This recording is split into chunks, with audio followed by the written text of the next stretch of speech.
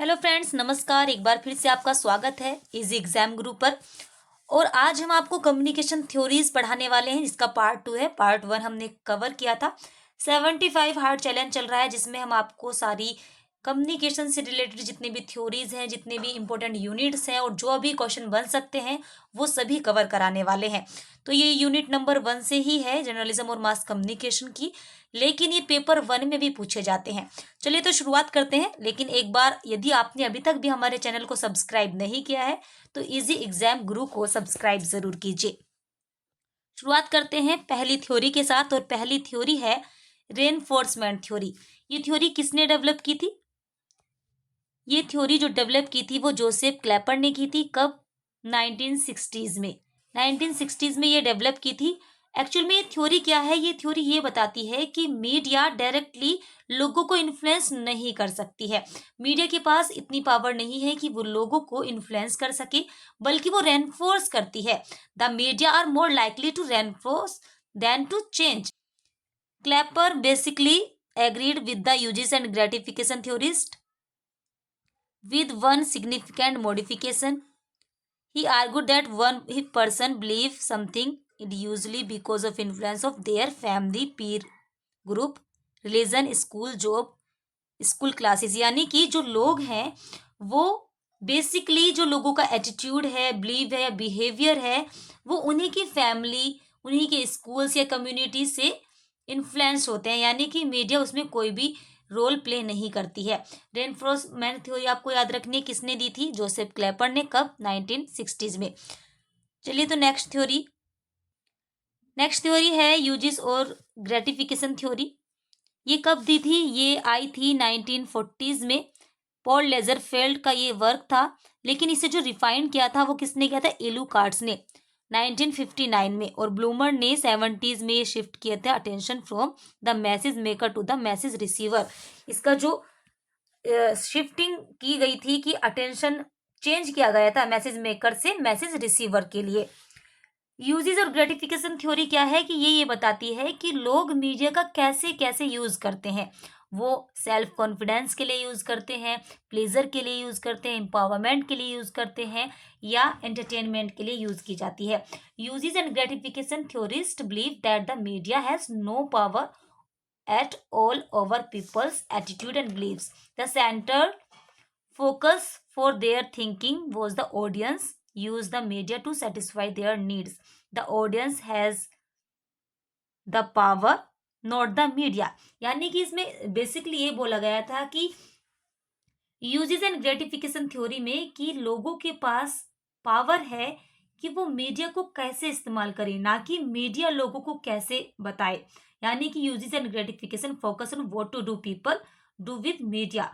Basically इस theory में क्या कहा गया है कि focus on what to do people do with media, यानी कि लोग मीडिया के साथ क्या करते हैं, ये नहीं कि मीडिया लोगों के साथ क्या करती है। इसमें ऑडियंस क्या चाहते हैं? वो इन्फॉर्म होना चाहते हैं, एजुकेट होना चाहते हैं, एंटरटेन होना चाहते हैं, या एनहांस करना चाहते हैं अपनी नॉलेज को। किसके थ्रू? मीडिया के थ्रू। कुछ उनकी नीड हो सकती है, ऑडियंस एक्टिव होगा। इसमें ये जो थ्योरी है इसमें ऑडियंस एक्टिव होता है। उनकी कॉग्निटिव, अफेक्टिव या पर्सनल आइडेंटिटी नीड हो सकती है, सोशल इंटीग्रेटिव नीड हो सकती है, और टेंशन रिलीज नीड हो सकती है। क्योंकि आप मीडिया का यूज कई तरीके से कर सकते हैं, एंटरटेनमेंट के लिए, एजुकेट के लिए, इन्फॉर्म के लिए। तो इस तरह से यूजेस एंड ग्रेटिफिकेशन थ्योरी में बताया गया था कि लोग मीडिया का कैसे यूज करते हैं। नेक्स्ट है एजेंडा सेटिंग थ्योरी। बहुत ही इंपॉर्टेंट थ्योरी है एजेंडा सेटिंग थ्योरी। 1972 में किसने दी थी? मैक्सवेल, एमसी कॉम्स और डोनाल्ड शॉ ने। उन्होंने बताया था कि मीडिया एजेंडा सेट करके लोगों को अपनी बातें मनवाती है। Agenda setting theory is nutshell says the media can not tell you what to think, but it tell you वो टू थिंक अबाउट। यानी कि ये लोगों को ये नहीं कहती कि अब क्या सोचना है, बल्कि ये मजबूर करती है कि कैसे सोचना है, किसके बारे में सोचना है। The media can set the agenda about what is discussed, कि क्या डिस्कस होना चाहिए। जैसे कि आपने देखा भी होगा कि एजेंडा सेट करके लोगों का ध्यान भटकाया जाता है। they are able to do by the process of selection omission. This is the sometimes called gatekeeping. आप इसे gatekeeping भी कह सकते हैं, क्योंकि आप लोगों को जो बताना चाहते हैं केवल वही बता रहे हैं, सारी इंफॉर्मेशन आप उन तक नहीं पहुंचा रहे हैं। यहाँ पर आप देख सकते हैं एग्जाम्पल से कि रियलिटी है, उसके बाद एजेंडा सेट किया गया और जो परसेप्शन है वो चेंज कर दिया गया है रियलिटी का, यानी सिलेक्शन ओमिशन और फ्रेमिंग ऑफ द स्टोरी। तो एजेंडा सेटिंग थ्योरी याद रखनी है, किसने दी थी? मैक्सवेल, एमसी कॉम्स और डोनाल्ड शो ने। कब? 1972 में। नेक्स्ट थ्योरी है सोशल लर्निंग थ्योरी, जो बहुत इंपॉर्टेंट है। ये थ्योरी किसने दी थी? ये थ्योरी दी थी अल्बर्ट बंडूरा ने। आपको ये याद रखना है क्योंकि एग्जाम में अक्सर मैचिंग में ये सारे क्वेश्चंस आ जाते हैं कि सोशल लर्निंग थ्योरी किसने दी है, या फिर टाइम आ जाएगा, सीक्वेंस में आ जाएगा, इसलिए आपको बहुत ही ध्यान से याद रखना है। सोशल लर्निंग थ्योरी किसने दी थी? अल्बर्ट बंडूरा ने। इसे ऑब्जर्वेशन लर्निंग थ्योरी भी कहा जाता है। कब आई थी ये थ्योरी? 1977 में। उनकी एक बुक है, किनकी? अल्बर्ट बंडूरा की, सोशल लर्निंग थ्योरी, यही बुक का नाम है। और इन्होंने इस थ्योरी में बताया था कि behaviour of individual learn social behaviour through the observation, कि जो लोगों का, इंडिविजुअल का जो बिहेवियर है वो सोशल बिहेवियर के थ्रू ऑब्जर्वेशन से सीखा जाता है। यानी कि ये थ्योरी बताती है कि लोगों का जो बिहेवियर है वो देखकर, सीखकर, ऑब्जर्व कर कर चेंज होता रहता है। इसमें 4 पॉइंट है जो बहुत इंपॉर्टेंट है। Attention, must pay the attention to the model. Retention, must able to remember the behaviour. Motivation, must want to the demonstrate. और मोटर रिप्रोडक्शन, मोटर रिप्रोडक्शन क्या कहता है कि must be able to replicate the behaviour. तो ये 4 point आपको याद रखना है, अटेंशन, रिटेंशन, मोटर और मोटिवेशन। नेक्स्ट थ्योरी है रिसेप्शन थ्योरी, जो स्कॉट हॉल ने 1973 में दी थी। इसे एक्टिव ऑडियंस थ्योरी या रीडर रिसेप्शन थ्योरी भी बोल सकते हैं। नाम से ही क्लियर है। एक्चुअल में इसमें क्या बात की जाती है कि मीडिया जो लोगों को प्रोवाइड कर रही है वो लोगों द्वारा कितना समझा जाता है और कितना वो लोग उसका यूज करते हैं या फिर समझते हैं। देखिए 3 तरह के ऑडियंस होते हैं, इसमें एक्टिव ऑडियंस की बात की गई थी। 3 तरह के जो ऑडियंस हैं वो क्या है? डोमिनेंट और प्रिफर्ड, एक है नेगोशिएटेड और एक है अपोजिशनल। अब ये जो कौन कौन है, ये तीनों जो एक्टिव ऑडियंस है उसमें जो डोमिनेंट है वो हैं जो फुल्ली एक्सेप्ट करते हैं, मीडिया ने जो बताया उस पर पूरा विश्वास कर लिया है और एक्सेप्ट कर लिया है। नेगोशिएटेड कौन है? जो कंडीशनली एक्सेप्ट करते हैं कि हाँ ये ठीक है और ये गलत है, यानी जो चीज़ों को समझते हैं। एक है अपोजिशनल, जो डायरेक्टली रिजेक्ट करते हैं, जो बिलीव करते ही नहीं है। इन्होंने जो थ्योरी दी थी उसमें रिप्रेजेंटेशन, रिसेप्शन और आइडेंटिटी मिक्स है। तो इन्होंने बताया था कि जो एनकोडिंग और डिकोडिंग है वो कैसे की जाती है और लोग किस तरह से मीडिया की बातें समझते हैं, यानी कि मैसेज को कितने वे में अंडरस्टैंड किया जा सकता है। नेक्स्ट है टेक्नोलॉजिकल डेटर्निज्म। टेक्नोलॉजिकल डेटर्निज्म बहुत इंपॉर्टेंट है। ये एक थ्योरी है जो किसने दी थी? थ्योडोस्ट वेबेन ने। इसमें बहुत सारे लोगों ने काम किया, जैसे चार्ल्स ई एरेंस ने, और वेबेन्स की थ्योरी आती है। फिर थ्योडोस्ट वेबेन ने इसमें काम किया है। कब काम किया था? 20s में इसमें काम हुआ है। और टेक्नोलॉजिकल डेटर्निज्म एक इम्पोर्टेंट सब्जेक्ट है। ये बताता है कि सोसाइटी जो है वो टेक्नोलॉजी पे किस तरह से डिपेंड हो चुकी है, यानी कि किस तरह से यूज़ किया जाता है, कैसे कैसे डेटर्निज्म है, जो हार्ड डेटर्निज्म है, कुछ सॉफ्ट डेटर्निज्म है। हार्ड डेटर्निज्म कौन होते हैं? जो टेक्नोलॉजी को इंडिपेंडेंटली डेवलप करते हैं या फिर उसका सपोर्ट करते हैं। और सॉफ्ट कौन होते हैं? जो technological interact with social political situation, जो सिचुएशन के हिसाब से टेक्नोलॉजी से इंटरेक्ट करते हैं।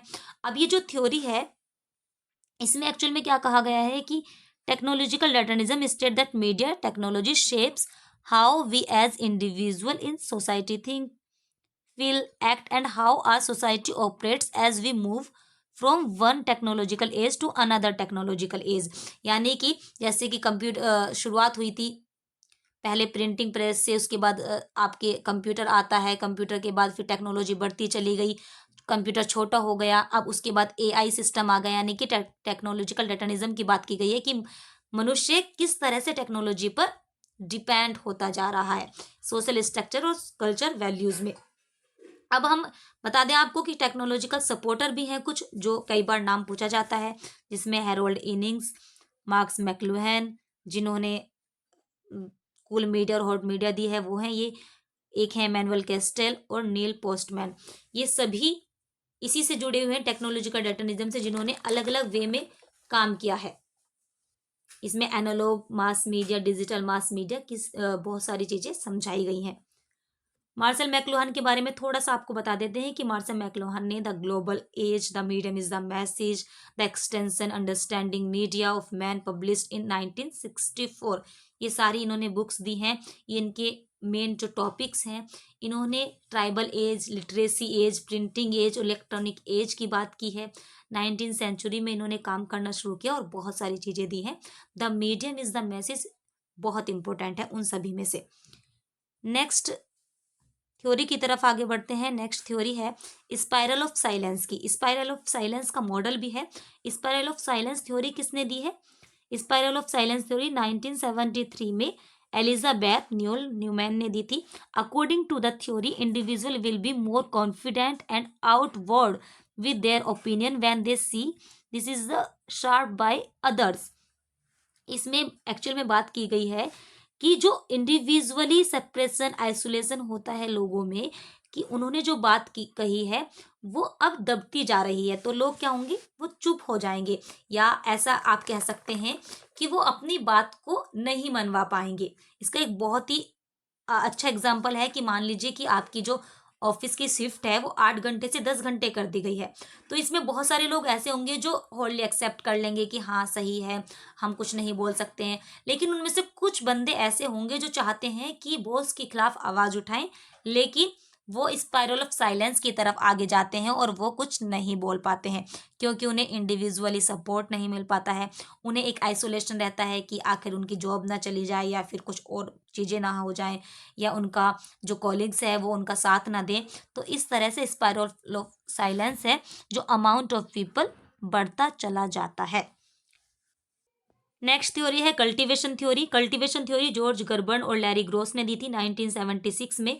इस थ्योरी में ये बताया गया था कि मीडिया का लोगों पर किस तरह से इफेक्ट पड़ता है। जब आप टीवी लगातार देखते हैं, जब आप टेलीविजन को लगातार देखते हैं, तो उससे आप इन्फ्लुएंस हो जाते हैं और उसका आप पर इफेक्ट पड़ता है, जो इफेक्ट लंबे समय तक रहता है। एक्चुअल में इस थ्योरी में यही बताने की कोशिश की गई थी कि लोगों का जो परसेप्शन है, जो वो टीवी देखते हैं, उसका इफेक्ट लंबे समय तक पड़ता है। ये थ्योरी आपको याद रखनी है, किसने दी थी? जॉर्ज गर्बर ने, और कब? 1976 में। नेक्स्ट थ्योरी है theory of representation. Theory of representation Scott Hall ने दी थी 1976 में, और इस थ्योरी को इन्होंने बताया था कि how media represent reality. Media किस तरह से रिप्रेजेंट करती है रियलिटी को, या फैक्ट्स को, या फिर आप कह सकते हैं इन्फॉर्मेशन को किस तरह से प्रोवाइड किया जाता है। Hegemony media organization use stereotype use किया जाता है। मेनली इसमें विजुअल रिप्रेजेंटेशन की बात की गई थी।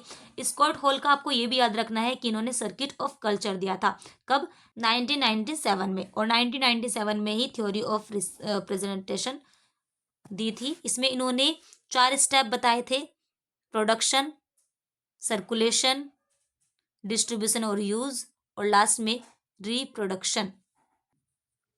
तो इस तरह से हमने आपको आज इस वीडियो में 10 थ्योरी समझा दी हैं, और ये हमारा डे 3 था। आगे भी हम आपको इसी तरह से कंटेंट प्रोवाइड करते रहेंगे। यदि आपको वीडियो पसंद आई है तो चैनल को सब्सक्राइब ज़रूर कर लीजिए। मिलते हैं नेक्स्ट वीडियो में। Thank you.